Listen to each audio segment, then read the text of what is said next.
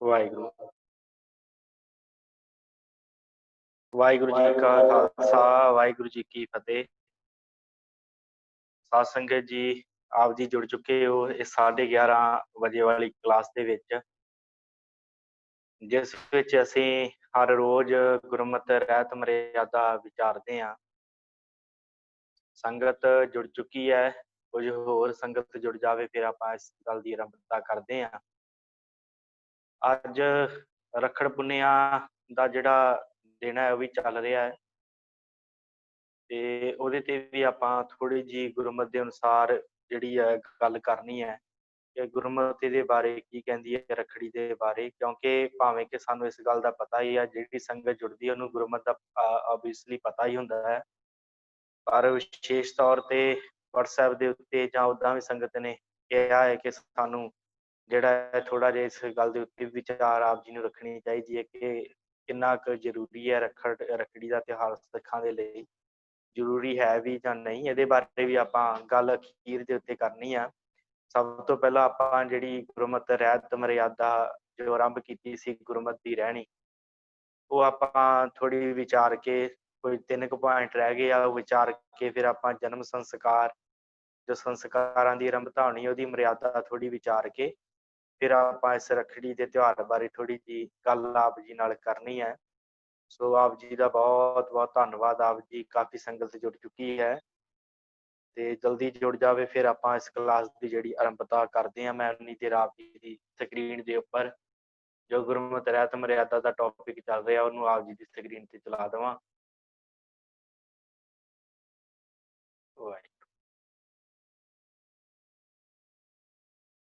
ਹਾਂਜੀ, ਆਪਾਂ ਗੁਰਮਤਿ ਦੀ ਰਹਿਤ ਜਿਹੜੀ ਹੈ ਉਹ ਵਿਚਾਰਨੀ ਹੈ 8 ਨੰਬਰ ਤੋਂ, ਤੇ ਫਿਰ ਆਪਾਂ ਇੱਕ ਜਨਮ ਸੰਸਕਾਰ, ਜਨਮ ਤੇ ਨਾਮ ਸੰਸਕਾਰ ਜੋ ਹੈ ਇਹਨੂੰ ਵਿਚਾਰ ਕੇ ਤੇ ਫਿਰ ਆਪਾਂ ਜਿਹੜਾ ਹੈ ਰੱਖੜੀ ਬਾਰੇ ਥੋੜੀ ਜਿਹੀ ਗੱਲ ਕਰਕੇ ਸਮਾਪਤੀ ਕਰਾਂਗੇ ਅੱਜ ਦੀ ਇਸ ਕਲਾਸ ਦੇ ਅੰਦਰ।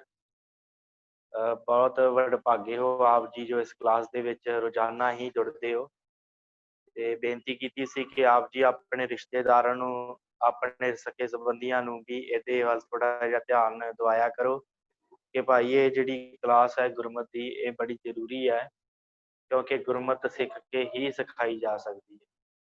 ਗੁਰਮਤਿ ਦੀ ਕਲਾਸ ਦੇ ਵਿੱਚੋਂ ਅਸੀਂ ਕੁਝ ਸਿੱਖਾਂਗੇ, ਸਿੱਖ ਕੇ ਹੀ ਅਸੀਂ ਕਿਸੇ ਨੂੰ ਕੁਝ ਗਾਈਡ ਕਰ ਸਕਦੇ ਹਾਂ। ਨਹੀਂ ਤੇ ਜੇ ਸਾਨੂੰ ਹੀ ਗੁਰਮਤਿ ਨਾ ਪਤਾ ਹੋਵੇਗੀ ਕਿ ਅਸੀਂ ਕਿਸੇ ਨੂੰ ਗੁਰਮਤਿ ਕਿੱਥੋਂ ਦ੍ਰਿੜ ਕਰਵਾ ਦੇਵਾਂ। ਇਸ ਕਰਕੇ ਗੱਲਾਂ ਬੜੀਆਂ ਜ਼ਰੂਰੀ ਹਨ। ਸੋ ਆਪ ਜੀ ਜਿਹੜਾ ਜੁੜਦੇ ਹੋ, ਸੋ ਸਾਰੀ ਸੰਗਤ ਦਾ ਧੰਨਵਾਦ, ਤੇ ਹੋਰਾਂ ਨੂੰ ਵੀ ਜੋੜਨ ਦੀ ਜਿਹੜੀ ਹੈ ਅਪੀਲ ਕਰਿਆ ਕਰੋ, ਹੋਰਾਂ ਨੂੰ ਵੀ ਪ੍ਰੇਰਿਆ ਕਰੋ ਇਸ ਵਾਲੇ ਪਾਸੇ ਨੂੰ ਕਿ ਭਾਈ ਜੋ ਸਮਾਂ 1 ਘੰਟਾ ਹੀ ਸਮਾਂ ਹੁੰਦਾ ਹੈ, ਜ਼ਿਆਦਾ ਨਹੀਂ। ਤੇ ਅੱਜ ਵਿਚਾਰ ਸੀ ਕਿ 45 ਮਿੰਟ ਹੀ ਜਿਹੜਾ ਕਲਾਸ ਦਾ ਸਮਾਂ ਰੱਖਿਆ ਜਾਵੇ, 45 ਤੋਂ 50 ਮਿੰਟ। ਤੇ ਇਸ ਕਰਕੇ ਜਿਹੜਾ ਸਮਾਂ ਅਸੀਂ WhatsApp ਤੇ Facebook ਦੇ ਉੱਤੇ ਕੱਢਦੇ ਹਾਂ, ਉਹ ਸਮਾਂ ਜਿਹੜਾ ਹੈ ਉਹਦੇ ਵਿੱਚੋਂ ਹੀ ਇਹ ਜਿਹੜਾ 45 ਮਿੰਟ ਅਸੀਂ ਬੜੇ ਆਰਾਮ ਦੇ ਨਾਲ ਕੱਢ ਸਕਦੇ ਹਾਂ। ਬਹੁਤਾ ਔਖਾ ਕੰਮ ਨਹੀਂ ਹੁੰਦਾ, ਬੜੇ ਆਰਾਮ ਦੇ ਨਾਲ ਜਿਹੜਾ ਇਹ ਸਮਾਂ ਕੱਢ ਸਕਦੇ ਹਾਂ। ਪਰ ਅਸਲ 'ਚ ਸਾਡੇ ਮਨ 'ਚ ਇਹ ਗੱਲ ਹੋਣੀ ਚਾਹੀਦੀ ਕਿ ਹਾਂ ਅਸੀਂ ਗੁਰਮਤਿ ਸਿੱਖਣੀ ਆ, ਅਸੀਂ ਆਪਣੇ ਧਰਮ ਦੇ ਬਾਰੇ ਜਾਣਕਾਰੀ ਲੈਣੀ ਆ। ਇਹ ਸਾਡੇ ਮਨ 'ਚ ਉਮਾਹਾ, ਇਹ ਸਾਡੇ ਮਨ 'ਚ ਜਿਹੜਾ ਉਤਸ਼ਾਹ ਹੋਣਾ ਚਾਹੀਦਾ, ਫਿਰ ਹੀ ਕੋਈ ਗੱਲ ਬਣਦੀ ਹੈ। ਕਿਉਂਕਿ ਕੋਈ ਵੀ ਕਾਰਜ ਹੈ ਸੰਸਾਰ ਦਾ, ਭਾਵੇਂ ਉਹ ਕਿਸੇ ਵੀ ਖਿੱਤੇ ਦੇ ਨਾਲ ਸੰਬੰਧ ਰੱਖਦਾ ਹੋਵੇ, ਕੋਈ ਵੀ ਕਾਰਜ ਹੋਵੇ, ਉਹ ਕਾਰਜ ਜਿਹੜਾ ਹੈ ਨਾ ਉਹ ਤਾਂ ਹੀ ਸਫਲ ਹੈ ਜੇ ਉਹਦੇ ਵਿੱਚ ਮਨੁੱਖ ਦਾ ਆਪਣਾ ਮਨ ਹੈ। ਨਹੀਂ ਤੇ ਬੰਦੇ ਦਾ ਆਪਣਾ ਮਨ ਨਾ ਹੋਵੇ ਤੇ ਬੰਦਾ ਜਿਹੜਾ ਹੈ ਉਹ ਕੋਈ ਵੀ ਕਾਰਜ ਜਿਹੜਾ ਸੰਪੂਰਨ ਨਹੀਂ ਕਰ ਸਕਦਾ। ਆਪਣਾ ਮਨ ਹੋਣਾ ਚਾਹੀਦਾ ਮਨੁੱਖ ਦਾ, ਤੇ ਜੇ ਆਪਣਾ ਮਨ ਹੀ ਸਾਡਾ ਇਸ ਪਾਸੇ ਨੂੰ ਨਹੀਂ ਜਾਵੇਗਾ ਤੇ ਫਿਰ ਅਸੀਂ ਕਿਵੇਂ ਕਿਸੇ ਨੂੰ ਗੁਰਮਤਿ ਦੀ ਸਿੱਖਿਆ ਜਿਹੜੀ ਉਹ ਦੇ ਸਕਦੇ ਹਾਂ। ਇਸ ਕਰਕੇ ਬੜਾ ਜ਼ਰੂਰੀ ਹੈ ਆਪ ਵੀ ਜੁੜਿਆ ਕਰੋ, ਪਰਿਵਾਰਾਂ ਨੂੰ ਵੀ, ਆਪਣਿਆਂ ਨੂੰ, ਰਿਸ਼ਤੇਦਾਰਾਂ ਨੂੰ ਵੀ ਇਸ ਕਲਾਸ ਦੇ ਨਾਲ ਜੋੜਿਆ ਕਰੋ। ਤੇ ਉੱਥੇ ਹੀ ਜਿੱਥੇ ਆਪਾਂ ਇਹ ਸਾਰਾ ਕੁਝ ਸਰਵਣ ਕਰਦੇ ਹਾਂ, ਤੇ ਬੜੀ ਵਧੀਆ ਗੱਲ ਹੈ ਕਿ ਜਦੋਂ ਸਵਾਲ ਜਵਾਬ ਹੁੰਦੇ, ਕੁਝ ਸਾਨੂੰ ਵੀ ਚੰਗੀਆਂ ਗੱਲਾਂ ਸਿੱਖਣ ਨੂੰ ਮਿਲਦੀਆਂ। ਕਈ ਐਸੇ ਸਵਾਲ ਹੁੰਦੇ ਆ ਜਿਹੜੇ ਸਾਡੇ ਆਪਣੇ ਮਨ ਦੇ ਵਿੱਚ ਨਹੀਂ ਆਉਂਦੇ, ਤੇ ਪਰ ਜਦੋਂ ਸੰਗਤ ਉਹਨਾਂ ਸਵਾਲਾਂ ਦੇ ਬਾਰੇ ਸਾਡੀ ਜਾਣਕਾਰੀ ਵਧਾਉਂਦੀ ਹੈ ਇੱਕ ਹਿਸਾਬ ਦੇ ਨਾਲ, ਜਦੋਂ ਉਹ ਸਵਾਲ ਪੁੱਛਦੇ ਆ ਸੰਗਤ, ਤੇ ਸਾਡੀ ਜਾਣਕਾਰੀ ਦੇ ਵਿੱਚ ਵੀ ਵਾਧਾ ਹੁੰਦਾ। ਸਾਨੂੰ ਪਤਾ ਲੱਗਦਾ ਕਿ ਜੋ ਸੰਗਤ ਨੇ ਸਵਾਲ ਪੁੱਛਿਆ ਉਹਦੇ ਬਾਰੇ ਜੇ ਜਾਣਕਾਰੀ ਹੈ ਤੇ ਉਹ ਦੱਸਣੀ, ਤੇ ਜੇ ਨਹੀਂ ਜਾਣਕਾਰੀ ਹੈ ਤੇ ਉਹਦੇ ਬਾਰੇ ਪੜ੍ਹਨਾ। ਇਹ ਬੜਾ ਜ਼ਰੂਰੀ ਹੋ ਜਾਂਦਾ ਹੈ ਨਾ। ਇਸ ਕਰਕੇ ਆਪ ਜੀ ਜ਼ਰੂਰ ਇਹਨਾਂ ਕਲਾਸਾਂ ਦੇ ਵਿੱਚ ਜੁੜਿਆ ਕਰੋ। ਇਹ ਤੁਹਾਡੇ ਵਾਸਤੇ ਕਲਾਸਾਂ ਦੀ ਆਰੰਭਤਾ ਕੀਤੀ ਗਈ ਹੈ। ਤੇ ਸੋ ਆਪਾਂ ਹੁਣ ਇਹ ਜਿਹੜੀ ਕਲਾਸ ਦੇ ਬਾਰੇ ਜਿਹੜੀ ਗੱਲ ਹੈ ਉਹ ਆਰੰਭ ਕਰਦੇ ਹਾਂ। ਸਾਧ ਸੰਗਤ, ਕੱਲ ਆਪਾਂ ਗੁਰਮਤਿ ਦੀ ਰਹਿਣੀ ਜੋ ਹੈ ਟੌਪਿਕ ਉਹ ਵਿਚਾਰ ਰਹੇ ਸਾਂ। ਆਪ ਜੀ ਦੀ ਸਕਰੀਨ ਦੇ ਉੱਪਰ ਜੋ ਆ ਰਿਹਾ ਹੈ, ਗੁਰੂ ਕਾ ਸਿੱਖ ਜਨਮ ਤੋਂ ਲੈ ਕੇ ਦੇਹਾਂਤ ਤੱਕ ਗੁਰ ਮਰਿਆਦਾ ਕਰੇ।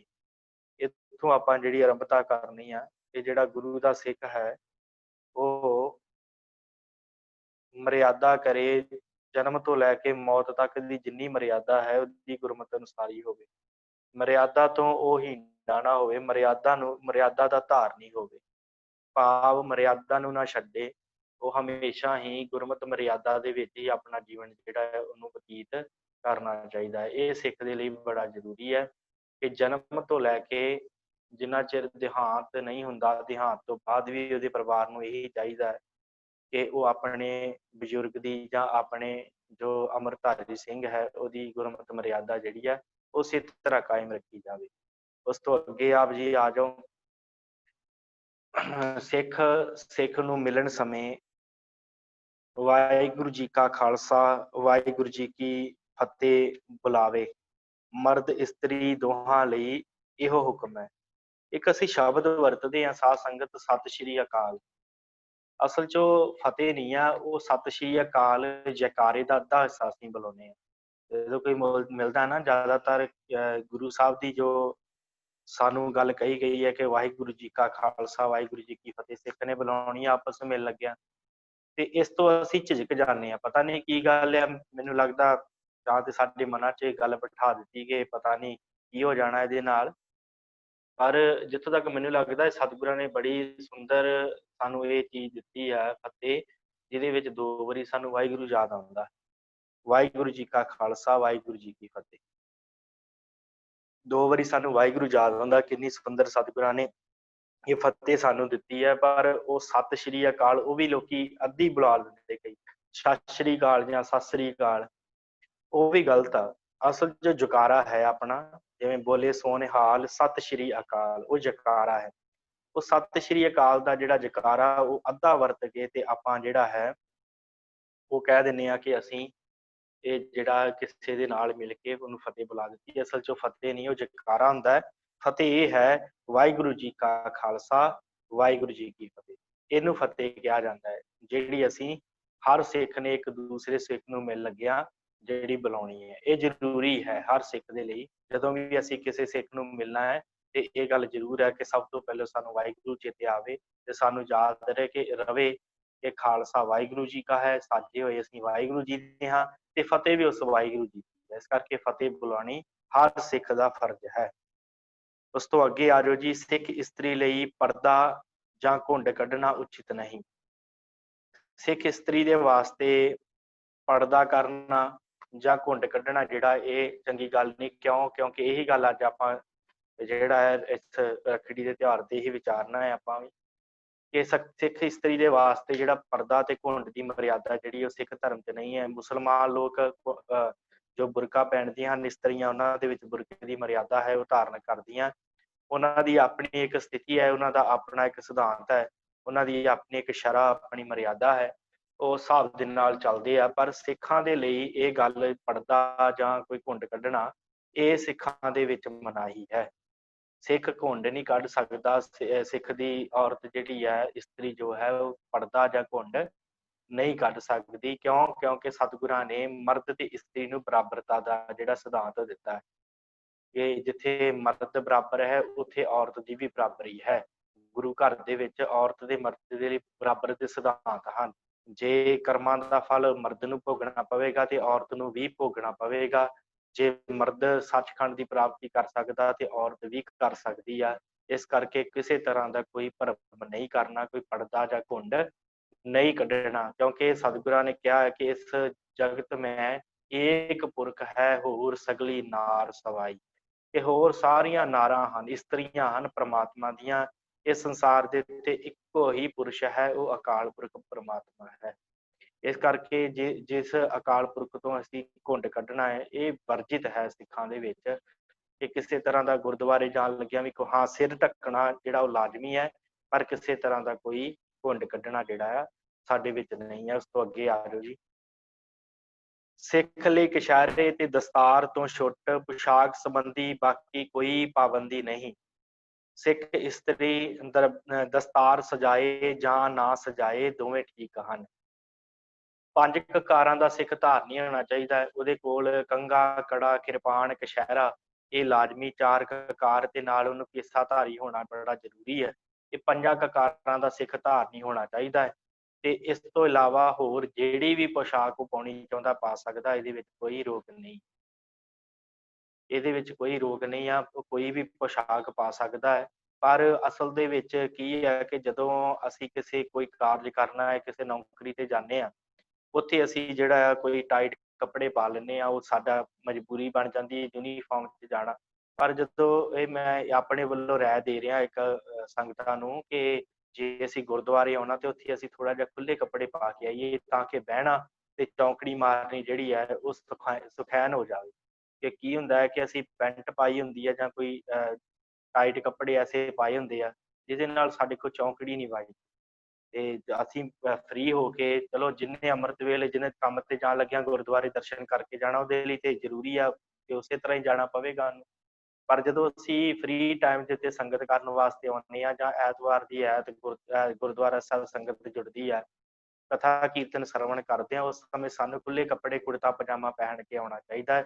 ਤੇ ਇਸਤਰੀਆਂ ਦੇ ਲਈ ਸਲਵਾਰ ਕਮੀਜ਼ ਜਿਹੜੀ ਪਹਿਨ ਕੇ ਆਉਣੀ ਜਿਹੜੀ ਉਚਿਤ ਹੈ। ਕਿਉਂਕਿ ਉਹਦੇ ਨਾਲ ਬੈਠਣਾ ਤੇ ਉਹਦੇ ਨਾਲ ਹੋਰ ਜਿਹੜੇ ਆਪਾਂ ਗੁਰਦੁਆਰੇ 'ਚ ਕਾਰਜ ਕਰਦੇ ਉਹ ਕਰਨੇ ਬੜੇ ਸੌਖੇ ਆ, ਸੇਵਾ ਕਰਨੀ ਬੜੀ ਸੌਖੀ ਆ। ਠੀਕ ਹੈ, ਜਦੋਂ ਅਸੀਂ ਆਪਣੇ ਕੰਮਾਂ ਧੰਦਿਆਂ ਤੇ ਜਾਂਦੇ ਹਾਂ, ਉੱਥੋਂ ਦੀ ਇੱਕ ਯੂਨੀਫਾਰਮ ਹੁੰਦੀ ਆ, ਉਹਨੂੰ ਅਸੀਂ ਪਹਿਨਦੇ ਹਾਂ। ਤੇ ਪਰ ਇਹ ਸਾਡਾ ਜਿਹੜਾ ਇੱਕ ਡਰੈਸ ਕੋਡ ਜਿਹੜਾ ਗੁਰਦੁਆਰੇ ਦਾ ਸਪੈਸ਼ਲ ਹੋਣਾ ਚਾਹੀਦਾ, ਕਿ ਜਦੋਂ ਅਸੀਂ ਗੁਰਦੁਆਰੇ ਜਾਈਏ ਤੇ ਅਸੀਂ ਸੇਵਾ ਵੀ ਖੁੱਲੇ ਢੰਗ ਦੇ ਨਾਲ ਕਰ ਸਕੀਏ, ਤੇ ਅਸੀਂ ਸੰਗਤ ਵਿੱਚ ਵੀ ਬੜੇ ਸੌਖਾਈਨ ਢੰਗ ਦੇ ਨਾਲ, ਬੜੇ ਆਰਾਮ ਦੇ ਨਾਲ ਬੈਠ ਸਕੀਏ। ਇਹ ਮੇਰੇ ਵੱਲੋਂ ਜਿਹੜਾ ਇਹ ਆਪ ਜੀ ਨੂੰ ਇੱਕ ਛੋਟਾ ਜਿਹਾ ਦੱਸਿਆ ਗਿਆ ਹੈ ਕਿ ਭਾਈ ਇਸ ਤਰ੍ਹਾਂ ਦੇ ਕੱਪੜੇ ਜੋ ਮੇਰਾ ਮਨ ਕਹਿੰਦਾ ਹੈ ਕਿ ਇਸ ਤਰ੍ਹਾਂ ਦੇ ਹੋਣੇ ਚਾਹੀਦੇ ਆ। ਗੁਰਦੁਆਰੇ ਆਉਣ ਲੱਗਿਆ ਸਾਦੇ ਤੇ ਚੰਗੇ ਕੱਪੜੇ, ਜਿਹਦੇ ਨਾਲ ਅਸੀਂ ਜਿਹੜਾ ਆ ਸੁਖੈਨ ਢੰਗ ਦੇ ਨਾਲ ਜਿਹੜਾ ਵਿਚਰ ਸਕੀਏ ਗੁਰਦੁਆਰੇ। ਤੇ ਫਿਰ ਔਰਤ ਦੀ ਦਸਤਾਰ ਬਾਰੇ ਗੱਲ ਕਹੀ ਗਈ ਹੈ ਕਿ ਜਿਹੜੀ ਸਿੱਖ ਇਸਤਰੀ ਆ ਉਹ ਆਪਣੇ ਸਿਰ ਦੇ ਉੱਤੇ ਦਸਤਾਰ ਪਹਿਨ ਵੀ ਸਕਦੀ ਹੈ, ਤੇ ਜੇ ਨਹੀਂ ਪਹਿਨਣੀ ਤੇ ਤਾਂ ਵੀ ਕੋਈ ਗੱਲ ਨਹੀਂ, ਸਿਰ ਦੇ ਉੱਤੇ ਚੁੰਨੀ ਜਿਹੜੀ ਹੋਣੀ ਉਹ ਲਾਜ਼ਮੀ ਹੈ। ਇਹ ਗੱਲ ਜ਼ਰੂਰੀ ਹੈ ਕਿ ਇਹ ਨਾ ਹੋਵੇ ਕਿ ਚੁੰਨੀ ਵੀ ਨਹੀਂ ਲੈਣੀ, ਚੁੰਨੀ ਕੱਪੜਾ ਜਿਹੜਾ ਸਿਰ ਦੇ ਉੱਤੇ ਜ਼ਰੂਰ ਹੋਣਾ ਚਾਹੀਦਾ ਹੈ। ਭਾਵੇਂ ਉਹ ਸਿਰ ਦੇ ਉੱਤੇ ਦਸਤਾਰ ਸਜਾਵੇ ਤੇ ਭਾਵੇਂ ਨਾ ਸਜਾਵੇ, ਇਹ ਉਸ ਇਸਤਰੀ ਦਾ, ਉਸ ਔਰਤ ਦੀ ਮਰਜ਼ੀ ਹੈ। ਉਸ ਗੁਰੂ ਕੇ ਪਿਆਰੇ ਉਸ ਧੀ ਦੀ ਜਿਹੜੀ ਹੈ ਉਹ ਉਹਦੀ ਮਰਜ਼ੀ ਹੈ, ਦਸਤਾਰ ਸਜਾਵੇ ਨਾ ਸਜਾਵੇ ਦੋਵੇਂ ਠੀਕ ਹੈ। ਪਰ ਇੱਕ ਗੱਲ ਹੈ ਕਿ ਸਿਰ ਢੱਕਿਆ ਹੋਣਾ ਚਾਹੀਦਾ ਹਰ ਵੇਲੇ। ਤੇ ਜ਼ਿਆਦਾਤਰ ਜਦੋਂ ਅਸੀਂ ਘਰਾਂ 'ਚ ਵਿਚਰਦੇ ਹਾਂ ਤੇ ਘਰ ਦੇ ਵਿੱਚ ਆਪਾਂ ਭੈਣਾਂ ਹੀ ਪ੍ਰਸ਼ਾਦਾ ਪਾਣੀ ਪਕਾਉਂਦੀਆਂ, ਤੇ ਉੱਥੇ ਵੀ ਇਹ ਗੱਲ ਜਿਹੜਾ ਭੈਣਾਂ ਨੂੰ ਧਿਆਨ ਰੱਖਣਾ ਚਾਹੀਦਾ ਹੈ ਕਿ ਆਪਣੇ ਸਿਰ ਦੇ ਉੱਤੇ ਕੱਪੜਾ ਰੱਖ ਕੇ ਜਾਂ ਆਪਣਾ ਸਿਰ ਢੱਕ ਕੇ ਤੇ ਫਿਰ ਪ੍ਰਸ਼ਾਦਾ ਬਣਾਇਆ ਜਾਵੇ। ਤੇ ਜੇ ਹੋ ਸਕੇ ਤੇ ਸਿਮਰਨ ਵੀ ਕੀਤਾ ਜਾਵੇ। ਤੇ ਜ਼ਿਆਦਾਤਰ ਸਿਰ ਢੱਕ ਕੇ, ਉਹਦੇ ਨਾਲ ਇੱਕ ਤੇ ਇਹ ਫਾਇਦਾ ਹੁੰਦਾ ਹੈ ਕਿ ਕੋਈ ਵੀ ਵਾਲ ਜਿਹੜਾ ਹੈ, ਜਿਹੜੇ ਸਾਡੇ ਕੇਸ ਹਨ, ਉਹ ਰੋਟੀ ਦੇ ਵਿੱਚ ਨਹੀਂ ਜਾਂਦੇ ਜਦੋਂ ਸਿਰ ਚੰਗੀ ਤਰ੍ਹਾਂ ਢੱਕਿਆ ਹੋਵੇਗਾ। ਤੇ ਦੂਸਰੀ ਗੱਲ ਇਹ ਆ ਕਿ ਜਦੋਂ ਆਪਾਂ ਸਿਰ ਢੱਕ ਕੇ ਪ੍ਰਸ਼ਾਦਾ ਬਣਾਉਂਦੇ ਹਾਂ ਤੇ ਉਹ ਮਰਿਆਦਾ ਜਿਹੜੀ ਕਾਇਮ ਰਹਿੰਦੀ ਹੈ, ਕਿਉਂਕਿ ਪ੍ਰਸ਼ਾਦਾ ਪਾਣੀ ਜਿਹੜਾ ਹੈ ਉਹ ਸਤਿਗੁਰਾਂ ਦਾ ਹੈ ਦਿੱਤਾ ਆ, ਤੇ ਉਹ ਬੜੇ ਸਤਿਕਾਰ ਦੇ ਨਾਲ ਨਾਲੇ ਬਣ ਜਾਂਦਾ। ਇਸ ਕਰਕੇ ਜਦੋਂ ਰਸੋਈ ਦੇ ਵਿੱਚ ਵੜਨਾ ਉਦੋਂ ਵੀ ਸਿਰ ਢੱਕਿਆ ਹੋਣਾ ਚਾਹੀਦਾ। ਇਹ ਵੀ ਧਿਆਨ ਦੇ ਰੱਖਣ ਯੋਗ ਜਿਹੜੀ ਗੱਲ ਹੈ। ਉਸ ਤੋਂ ਅੱਗੇ ਆ ਜਾਓ ਜੀ। ਜਨਮ ਅਤੇ ਨਾਮ ਸੰਸਕਾਰ। ਸੰਸਕਾਰ ਸ਼ਬਦ ਜਿਹੜਾ ਹੈ ਇਹਦੇ ਤੇ ਥੋੜ੍ਹੀ ਜਿਹੀ ਗੱਲ ਕਰਕੇ ਆਪਾਂ ਅੱਗੇ ਚੱਲਦੇ ਹਾਂ ਕਿ ਸੰਸਕਾਰ ਹੁੰਦੇ ਆ ਜਿਹੜੇ ਸਾਨੂੰ ਸਮਾਜ ਦੇ ਵਿੱਚੋਂ ਮਿਲਦੇ ਆ, ਜਿਹੜੇ ਅਸੀਂ ਗ੍ਰਹਿਣ ਕਰਦੇ ਹਾਂ ਆਪਣੇ ਵਡੇਰਿਆਂ ਦੇ ਕੋਲੋਂ, ਕਿ ਉਹਨਾਂ ਨੇ ਕੀ ਕਾਰਜ ਕੀਤੇ ਸੀ ਤੇ ਅਸੀਂ ਕੀ ਕਾਰਜ ਕਰਨੇ ਆ, ਉਹਨੂੰ ਸੰਸਕਾਰ ਕਿਹਾ ਜਾਂਦਾ ਹੈ।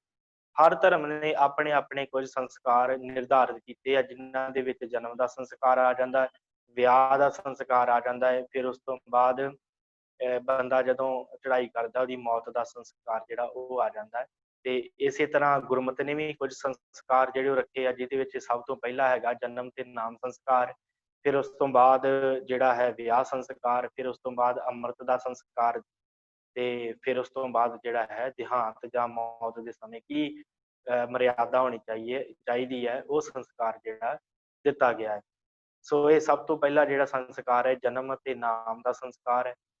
ਤੇ ਇਹਦੇ ਵਿੱਚ ਜੋ ਗੱਲ ਊੜਾ ਨੰਬਰ ਹੈ, ਉੱਥੋਂ ਆਪਾਂ ਆਰੰਭ ਕਰਦੇ ਹਾਂ ਕਿ ਪੰਥ ਨੇ ਗੱਲ ਕਹੀ ਹੈ ਕਿ ਸਿੱਖ ਦੇ ਘਰ ਬਾਲਕ ਦਾ ਜਨਮ ਹੋਣ ਮਗਰੋਂ ਜਦ ਮਾਤਾ ਉੱਠਣ ਬੈਠਣ ਤੇ ਇਸ਼ਨਾਨ ਕਰਨ ਦੇ ਯੋਗ ਹੋਵੇ, ਦਿਨਾਂ ਦੀ ਕੋਈ ਗਿਣਤੀ ਮੁਕਰਰ ਨਹੀਂ, ਕਿਸੇ ਤਰ੍ਹਾਂ ਦੀ ਕੋਈ ਗਿਣਤੀ ਮੁਕਰਰ ਨਹੀਂ ਹੈ, ਪੱਕੀ ਨਹੀਂ ਹੈ ਗਿਣਤੀ।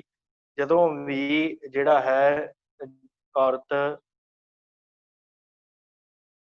ਜਦੋਂ ਵੀ ਉੱਠਣ ਬੈਠਣ ਦੇ ਯੋਗ ਹੋ ਜਾਵੇ, ਜਦੋਂ ਉਹਨੂੰ ਲੱਗੇ ਕਿ ਮੈਂ ਚੱਲ ਫਿਰ ਸਕਦੀ ਹਾਂ, ਮੈਂ ਉੱਠ ਬੈਠ ਸਕਦੀ ਹਾਂ, ਦਿਨਾਂ ਦੀ ਕੋਈ ਗਿਣਤੀ ਮੁਕਰਰ ਨਹੀਂ, ਜਦੋਂ ਸਰੀਰ ਸਵਸਥ ਹੋ ਜਾਵੇ ਉਦੋਂ ਹੀ ਜਿਹੜਾ ਹੈ ਇਸ਼ਨਾਨ ਕਰਨ ਦੇ ਯੋਗ ਹੋ ਜਾਵੇ, ਟੱਬਰ ਤੇ ਸੰਬੰਧੀ ਗੁਰਦੁਆਰੇ ਕੜਾਹ ਪ੍ਰਸਾਦ ਲੈ ਕੇ ਜਾਣ।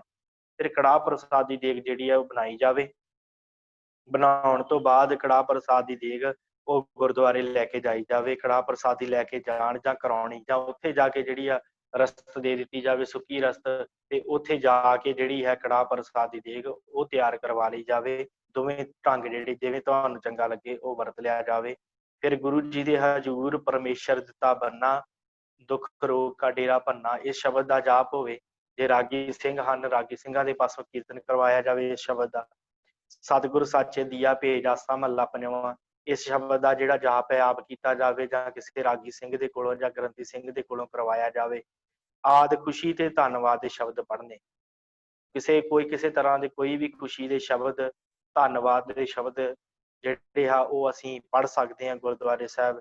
ਉਪਰੰਤ ਜੇਕਰ ਸ੍ਰੀ ਗੁਰੂ ਗ੍ਰੰਥ ਸਾਹਿਬ ਦਾ ਪਾਠ ਰੱਖਿਆ ਹੋਵੇ ਤਾਂ ਪਾਠ ਦਾ ਭੋਗ ਪਾਇਆ ਜਾਵੇ। ਇਸ ਤੋਂ ਇਲਾਵਾ ਕਈ ਗੁਰਮੁਖ ਕੀ ਕਰਦੇ ਆ, ਉਹ ਬੱਚੇ ਦਾ ਜਦੋਂ ਗਰਭ ਧਾਰਨ ਕਰਦਾ ਹੈ ਉਦੋਂ ਹੀ ਸਹਿਜ ਪਾਠ ਆਰੰਭ ਕਰ ਲੈਂਦੇ ਆ, ਤੇ ਫਿਰ ਮਾਤਾ ਪਿਤਾ ਦੋਵੇਂ ਪਾਠ ਕਰਦੇ ਆ। ਜੇ ਮਾਤਾ ਨੂੰ ਆਉਂਦਾ ਮਾਤਾ ਵੀ ਕਰਦੀ ਹੈ, ਤੇ ਜਾਂ ਦੋਵੇਂ ਜਿਹੜਾ ਹੈ ਜੇ ਪਿਤਾ ਨੂੰ ਆਉਂਦਾ ਪਿਤਾ ਪਾਠ ਸੁਣਾਉਂਦਾ ਹੈ। ਇਸ ਤਰ੍ਹਾਂ ਫਿਰ 9 ਮਹੀਨਿਆਂ ਦੇ ਵਿੱਚ ਕੁਝ ਘਰਾਂ ਦੀ ਇਹ ਮੈਂ ਮਰਿਆਦਾ ਦੇਖੀ ਹੈ ਕਿ ਉਹ ਫਿਰ 9 ਮਹੀਨੇ ਜਿਹੜਾ ਲਗਾਤਾਰ ਮਾਂ ਜਿਹੜੀ ਇਹ ਪਾਠ ਸੁਣਦੀ ਹੈ। ਇਹਦੇ ਨਾਲ ਫਾਇਦਾ ਬੜਾ ਹੁੰਦਾ ਹੈ ਕਿ ਬੱਚੇ ਦਾ ਜਦੋਂ ਜਨਮ ਹੁੰਦਾ ਹੈ ਤੇ ਉਹਨੂੰ ਗੁਰਮਤਿ ਦੀ ਜਿਹੜੀ ਰਹਿਣੀ ਹੈ ਉਹ ਅੰਦਰ ਹੀ ਮਿਲ ਜਾਂਦੀ ਹੈ ਮਾਤਾ ਦੇ ਗਰਭ ਦੇ ਅੰਦਰ। ਉੱਥੋਂ ਹੀ ਉਹਦਾ ਜਿਹੜਾ ਜੀਵਨ ਜਿਹੜਾ ਆਰੰਭ ਹੁੰਦਾ ਹੈ। ਤੇ ਉਹ ਫਿਰ ਕਹਿੰਦੇ ਵੀ ਜੇ ਤੁਸੀਂ ਸਹਿਜ ਪਾਠ ਰੱਖਿਆ ਹੋਇਆ ਹੈ ਤੇ ਇਸ ਦਿਨ ਸਹਿਜ ਪਾਠ ਦਾ ਭੋਗ ਪਾਇਆ ਜਾਵੇ, ਫਿਰ ਵਾਕ ਲਿਆ ਜਾਵੇ, ਫਿਰ ਗੁਰਬਾਣੀ ਦਾ ਵਾਕ ਜਿਹੜਾ ਉਹ ਲਿਆ ਜਾਵੇ। ਤੇ ਵਾਕ ਲੈਣ ਉਪਰੰਤ ਵਾਕ ਦੇ ਆਰੰਭ ਦੇ ਸ਼ਬਦ ਦਾ ਜੋ ਪਹਿਲਾ ਅੱਖਰ ਹੋਵੇ ਉਸ ਤੋਂ ਗ੍ਰੰਥੀ ਸਿੰਘ ਬੱਚੇ ਦਾ ਨਾਮ ਤਵਦੀਜ ਕੀਤਾ ਜਾਵੇ ਤੇ ਸੰਗਤ ਦੀ ਪ੍ਰਵਾਨਗੀ ਲੈ ਕੇ ਨਾਮ ਪ੍ਰਗਟ ਕਰੇ। ਉਸੇ ਵੇਲੇ ਹੀ ਫਿਰ ਕੀ ਕੀਤਾ ਜਾਵੇ ਕਿ ਆਪ ਜੀ ਉਸ ਜਿਹੜਾ ਪਾਠ ਹੈ ਆਰੰਭ ਕੀਤਾ ਉਹਦਾ ਭੋਗ ਪਾ ਲਿਆ ਜਾਵੇ।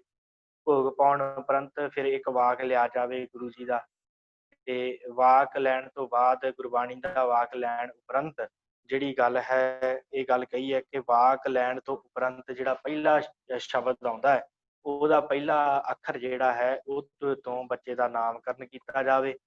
ਬੱਚੇ ਦਾ ਨਾਮਕਰਨ ਉਪਰੰਤ ਫਿਰ ਪ੍ਰਗਟ ਕੀਤਾ ਜਾਵੇ ਸੰਗਤ 'ਚ। ਉਸੇ ਵੇਲੇ ਹੀ ਨਾਮ ਜਿਹੜਾ ਉਹ ਰੱਖ ਦਿੱਤਾ ਜਾਵੇ ਕਿ ਬੱਚੇ ਦਾ ਇਹ ਨਾਮ ਹੋਏਗਾ। ਤੇ ਨਾਮ ਪ੍ਰਗਟ ਕਰਨ ਉਪਰੰਤ ਲੜਕੇ ਦੇ ਨਾਂ ਦੇ ਪਿੱਛੇ ਸਿੰਘ ਸ਼ਬਦ ਲਾਇਆ ਜਾਵੇ ਤੇ ਲੜਕੀ ਦੇ ਨਾਮ ਦੇ ਪਿੱਛੇ ਕੌਰ ਸ਼ਬਦ ਜਿਹੜਾ ਉਹ ਲਗਾਇਆ ਜਾਵੇ। ਇਹ ਜ਼ਰੂਰੀ ਹੈ। ਲੜਕੇ ਦੇ ਨਾਮ ਦੇ ਪਿੱਛੇ ਸਿੰਘ ਸ਼ਬਦ ਤੇ ਲੜਕੀ ਦੇ ਨਾਮ ਦੇ ਪਿੱਛੇ ਕੌਰ ਸ਼ਬਦ ਲਾ ਕੇ ਉਪਰੰਤ ਫਿਰ ਆਨੰਦ ਸਾਹਿਬ ਦੀਆਂ 6 ਪੌੜੀਆਂ ਦੀ ਜਿਹੜੀ ਮਰਿਆਦਾ ਉਸ ਦਿਨ ਆਪਾਂ ਗੱਲ ਕੀਤੀ ਸੀ ਕਿ ਉਹ 6 ਪੌੜੀਆਂ ਦੀ ਮਰਿਆਦਾ ਜਿਹੜੀ ਉਹ ਨਿਭਾ ਕੇ ਫਿਰ ਉਪਰੰਤ ਅਰਦਾਸ ਜਿਹੜੀ ਹੈ ਬੱਚੇ ਦੇ ਨਾਮ ਸੰਸਕਾਰ ਦੀ ਖੁਸ਼ੀ ਯੋਗ ਸ਼ਬਦਾਂ ਦੇ ਵਿੱਚ ਅਰਦਾਸਾ ਸੋਧਿਆ ਜਾਵੇ। ਬੱਚੇ ਦਾ ਨਾਮ ਲੈ ਕੇ ਤੇ ਜੋ ਸ਼ਬਦ ਵਰਤ ਕੇ ਕਿ ਜਿਵੇਂ ਆਪਾਂ ਸ਼ਬਦ ਆਮ ਹੀ ਵਰਤਦੇ ਹਾਂ ਕਿ ਸਤਿਗੁਰ ਚੰਗੀ ਵਿਦਿਆ ਦਾ ਦਾਨ, ਗੁਰੂ ਸਿੱਖੀ ਜੀਵਨ, ਉਹ ਸ਼ਬਦ ਵਰਤ ਕੇ ਚੰਗੇ ਸ਼ਬਦ ਵਰਤ ਕੇ ਅਰਦਾਸ ਕਰਾ ਕੇ ਫਿਰ ਕੜਾਹ ਪ੍ਰਸਾਦ ਜਿਹੜਾ ਹੈ ਉਹ ਵਰਤਾਇਆ ਜਾਵੇ। ਇਹ ਜ਼ਰੂਰੀ ਹੈ। ਇਹ ਜਿਹੜੀ ਹੈ ਇਹ ਮਰਿਆਦਾ ਗੁਰਮਤਿ ਦੇ ਅਨੁਸਾਰ ਹੈ ਕਿ ਇਸ ਤਰ੍ਹਾਂ ਕਰਕੇ ਜਿਹੜਾ ਹੈ ਬੱਚੇ ਦੇ ਜਦੋਂ ਬੱਚੇ ਦਾ ਨਾਮਕਰਨ ਕਰਨਾ ਹੈ, ਜਦੋਂ ਉਹਦਾ ਜਨਮ ਹੁੰਦਾ ਹੈ ਤੇ ਇਹ ਮਰਿਆਦਾ ਜਿਹੜੀ ਕਰਨੀ ਜ਼ਰੂਰੀ ਹੋ ਜਾਂਦੀ ਹੈ। ਫਿਰ ਉਸ ਤੋਂ ਬਾਅਦ ਆਪ ਜੀ ਅੱਗੇ ਐੜਾ ਨੰਬਰ ਇਸ ਤੇ ਆ ਜਾਓ। ਹਾਂ, ਇੱਥੇ ਇੱਕ ਗੱਲ ਰਹਿ ਗਈ ਮੈਂ ਕਹਿ ਦੇਵਾਂ ਕਿ ਅੱਜ ਕੱਲ੍ਹ ਕੀ ਹੁੰਦਾ ਹੈ ਕਿ ਜਦੋਂ ਅਸੀਂ ਬੱਚੇ ਦਾ ਜਨਮ ਹਸਪੀਟਲਾਂ 'ਚ ਹੀ ਜ਼ਿਆਦਾਤਰ ਹੁੰਦਾ ਹੈ ਤੇ ਉੱਥੇ ਕੀ ਗੱਲ ਹੁੰਦੀ ਹੈ ਕਿ ਡਾਕਟਰ ਇਹ ਗੱਲ ਕਹਿੰਦੇ ਆ ਕਿ ਜੇ ਤੁਸੀਂ ਸਰਟੀਫਿਕੇਟ ਲੈਣਾ ਤੇ ਬੱਚੇ ਦਾ ਨਾਮਕਰਨ ਅੱਜ ਹੀ ਕਰ ਦਿਓ। ਤੇ ਉਹ ਫਿਰ ਉਹਦੇ ਲਈ ਢੰਗ ਇਹ ਹੈ ਕਿ ਤੁਸੀਂ ਗੁਰਦੁਆਰੇ ਅਗਰ ਨਹੀਂ ਜਾ ਸਕਦੇ ਤੇ ਤੁਸੀਂ ਗੁਰਦੁਆਰਾ ਸਾਹਿਬ ਆਪਣੇ ਪਰਿਵਾਰ ਨੂੰ ਭੇਜ ਕੇ ਤੇ ਉੱਥੇ ਅਰਦਾਸ ਕਰਾ ਕੇ, ਮਰਿਆਦਾ ਇਹੀ ਸੇਮ ਹੀ, ਕੜਾਹ ਪ੍ਰਸਾਦੀ ਦੇਗ ਲੈ ਕੇ ਜਾਣੀ।